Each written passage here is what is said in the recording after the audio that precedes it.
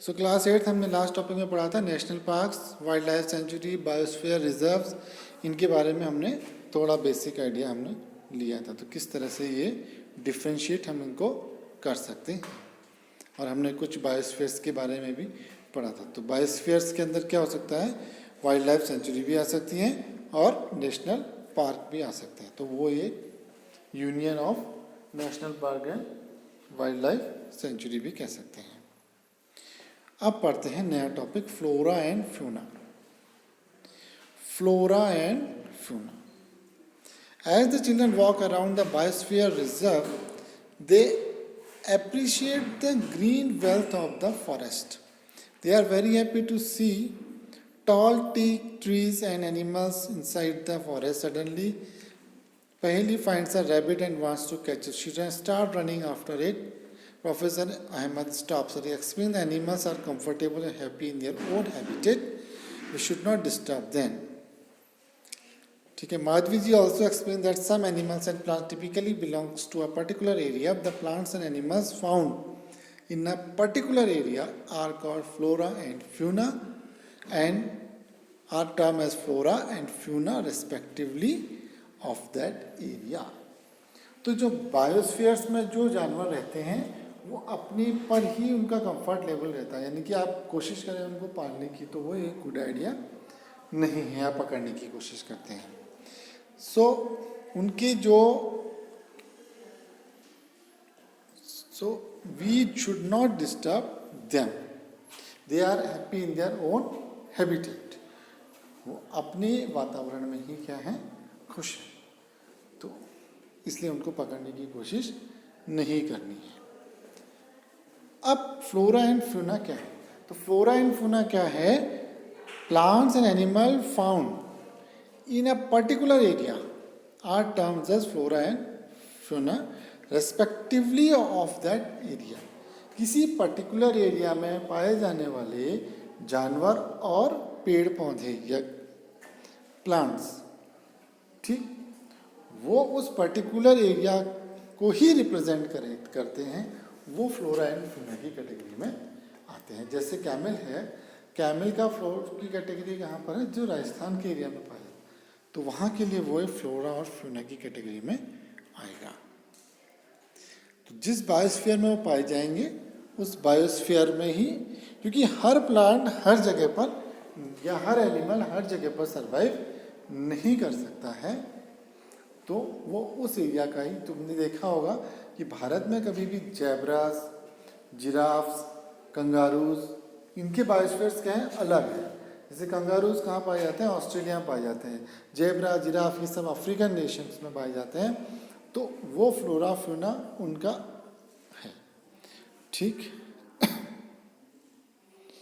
Endemic species, soon the group endemic species. Endemic species क्या होते हैं, endemic species are those species of plants and animals which are found exclusively in a particular area, they are not naturally find elsewhere. तो flora and fauna तो हमने categorise कर दिया, लेकिन ये जो टर्म है एंडेमिक स्पीसीज, ये ऐसी स्पीसीज हैं जो सिर्फ और सिर्फ उसी पर्टिकुलर एरिया में पाए जाते हैं नेचुरली। अब यहाँ पर नेचुरली वर्ड का यूज किया गया, एक्चुअली में क्या है कि जूज में, जू जाते हैं ना हम लोग चिड़ियाघर, वहाँ पर भी हमको ऐसे एनिमल्स दिख जाते हैं जो उस एरिया के, उस रीजन में नहीं पाए जाते हैं। जैसे हम अगर किसी बड़े जू में जाएंगे तो हम देखेंगे हमको जेब्रा और जिराफ भी दिख जाएंगे, जो कि इंडिया में ही नहीं पाए जाते हैं।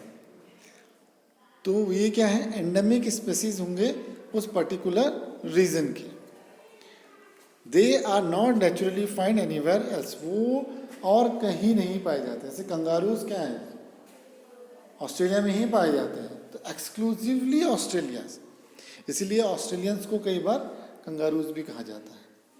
उसी तरह से कीवीज कहा जाता है न्यूजीलैंडर्स को। So Madhavi shows,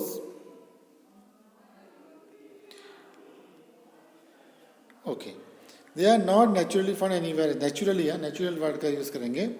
a particular type of animal और प्लांट में be endemic in a zone, a state or a country. किसी पर्टिकुलर एरिया में हो सकता है एक्सक्लूसिवली, किसी स्टेट में या किसी कंट्री के लिए. Madhvi ji shows sal and wild mangoes are the two examples of the endemic flora in Panchamari Biosphere Reserve. Bison, Indian giant squirrel and flying squirrel are endemic fauna of this area. तो flora में कौन सी हैं? दो यहाँ पर example दिए हुए हैं, एक साल का और एक वाइल्ड मैंगोज का. वाइल्ड मैंगो, जंगली आम. ये फ्लोरा है कहाँ के? पंचमढ़ी बायोस्फीयर के. ये सिर्फ और सिर्फ एक्सक्लूसिवली पंचमढ़ी बायोस्फीयर में ही आपको मिलेंगे. ठीक है. उसी तरह से एक और जानवर है बाइसन, इंडियन जेंट स्क्विरल. ये है जेंट स्क्विरल, और एक फ्लाइंग स्क्विरल भी है. ये क्या है? ये एंडेमिक फ्यूना है इसी एरिया की.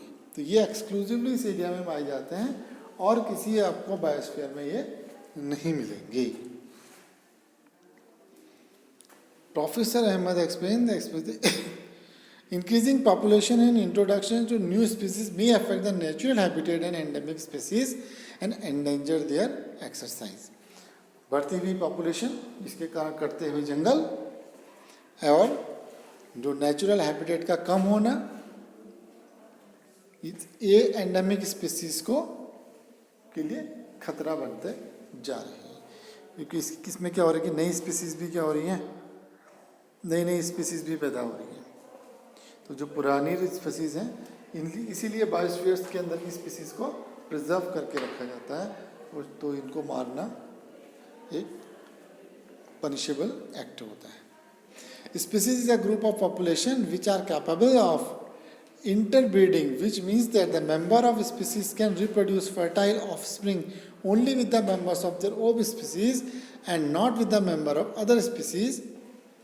Members of species have common characteristics. तो सेम कैरेक्टरिस्टिक्स के मेंबर्स के साथ ही इनकी ब्रीडिंग होती है.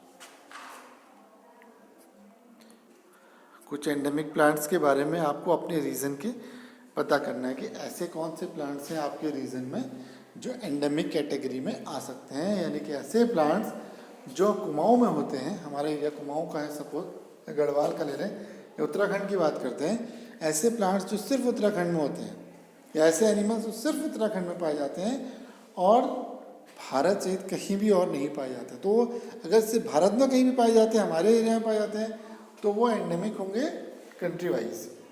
अगर वो हमारे एरिया में पाए जाते हैं तो एरिया वाइज एंडेमिक होंगे और कहीं नहीं पाए जाने चाहिए. और अगर स्टेट वाइज होंगे तो स्टेट वाइज एंडेमिक होंगे. तो ऐसे कुछ प्लांट्स के बारे में आप लोग सोचेंगे. जैसे भांग हमारे एरिया में पाया जाता है और मुझे नहीं लगता कहीं और वो पाया जाता हो. तो इसके बारे में आप पता करें. ओके, अब आते हैं next topic, wild life sanctuary. तो वाइल्ड लाइफ सेंचुरी क्या है? पहला क्वेश्चन, किलिंग यानी कि पोचिंग और capturing animals in general is strictly prohibited and punishable by law in all such places. जहाँ पर इनको हमने एक पार्क में रखा हुआ है, सेंचुरीज में रखा हुआ है, वहाँ इनको मारना क्या है? स्ट्रिक्टली क्या है? प्रोहिबिटेड है, मना है. Wildlife sanctuaries like reserve forest provides protection and suitable living conditions to wild animals. Wildlife sanctuary क्या होती है? वो उनको जंगल सा ही माहौल देती है और प्रोटेक्टेड माहौल देती है. यानी कि उसके अंदर उनको हम लोगों से ही खतरा उन स्पीसीज को ना. ठीक है, तो उनको कहते हैं wild life centuries.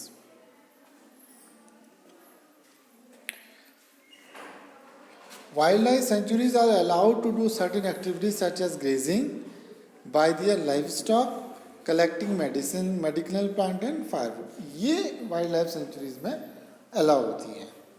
Some of the threatened wildlife animals like black buck, white-eyed buck, elephant, golden cat, pink-headed duck, घड़ियाल, marsh crocodile, python, rhinoceros are protected. इस तरह के कुछ जानवर हैं जो प्रोटेक्टेड एंड प्रिजर्व्ड है in our wild life sanctuaries. Indian sanctuaries have unique landscapes, broad level forests and mountains and forests on lush lands in deltas and big rivers।